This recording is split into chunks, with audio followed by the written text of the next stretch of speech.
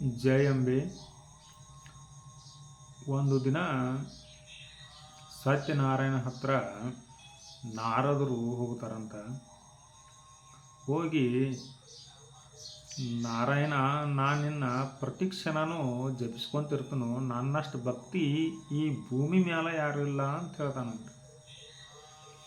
ಅವಾಗ ಸತ್ಯನಾರಾಯಣ ಮಗಳು ನಕ್ಕೊಂತ, ಆಯ್ತಪ್ಪ ನಾರದ, ನೀ ಪ್ರತಿಕ್ಷಣನೂ ನಾರಾಯಣ ನಾರಾಯಣ ಅಂತ ಹೇಳಿಸಿಂದ ಎಲ್ಲ ಲೋಕಗಳು ತಿರುಗಾಡ್ತಿ, ಭಕ್ತಿ ಐತಿ ಇಲ್ಲ ನಂಗಿಲ್ಲ.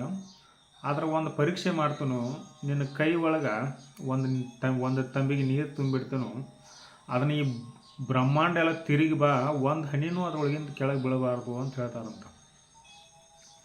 ಆವಾಗ ನಾರದರು ಆಯಿತು ನಾರಾಯಣ ಅಂತ ಹೇಳಿಸಿಂದ ತಗೊಂಡ ನಾರಾಯಣ ನಾರಾಯಣ ನಾರಾಯಣ ಅಂತೇಳಿ ಎಲ್ಲ ಒಂದು ಬ್ರಹ್ಮಾಂಡನ ಸುತ್ತಾಗಿ ಬರ್ತಾರಂತ.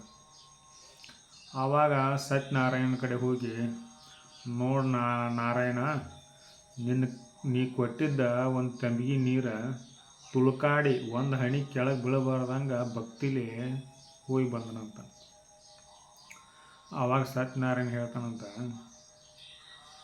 ನೀನು ನಾರಾಯಣ ನಾರಾಯಣ ಅಂತ ಹೇಳಿಸಿಂದ ಹೆಸರನ್ನೇ ಪಠಣ ಮಾಡ್ಕೊತ ಹೋದಿ, ಅಲ್ಲಿ ಭಕ್ತಿ ಇರಲಿಲ್ಲ.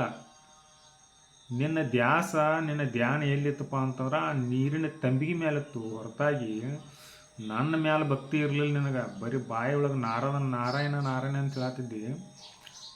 ಆ ತಂಬಿಗೆ ಮೇಲೆ ಲಕ್ಷ್ಯ ಇತ್ತು, ತಂಬಿಗಿದ್ದ ನೀರು ಬೀಳ್ತಿಗಿದ್ದಿತ್ತಪ್ಪ ಅನ್ನುವಂಥ ಲಕ್ಷ್ಯ ಇತ್ತು, ಹೊರತಾಗಿ ನನ್ನ ಮೇಲಿನ ಭಕ್ತಿ ಏನಿದ್ದಿರಲಿಲ್ಲ ಅಂತಂದಂತ.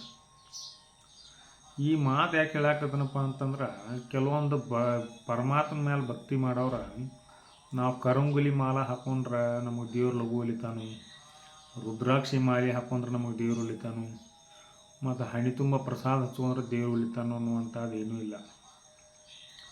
ನಾವು ಭಗವದ್ ಭಕ್ತಿಯಲ್ಲಿ ಇರಬೇಕು ಒಳ್ಳೆಯದು. ಆನಂತರ ಮನಸ್ಸು ವ್ಯಾಕುಲತೆ ಉಂಟಾಗಬೇಕು, ನಮಗೆ ಪರಮಾತ್ಮನ ಮೇಲೆ ಹಂಬಲ್ ಹೆಚ್ಚಾಗಬೇಕು, ಮಾನವೀಯತೆ ಇರಬೇಕು, ಸರಳತೆ ಇರಬೇಕು ನಮ್ಮಲ್ಲಿ, ಎಲ್ಲ ಜೀವರಾಶಿಗಳಿಗೂ ಒಳ್ಳೇದು ಬಯಸ್ಬೇಕು.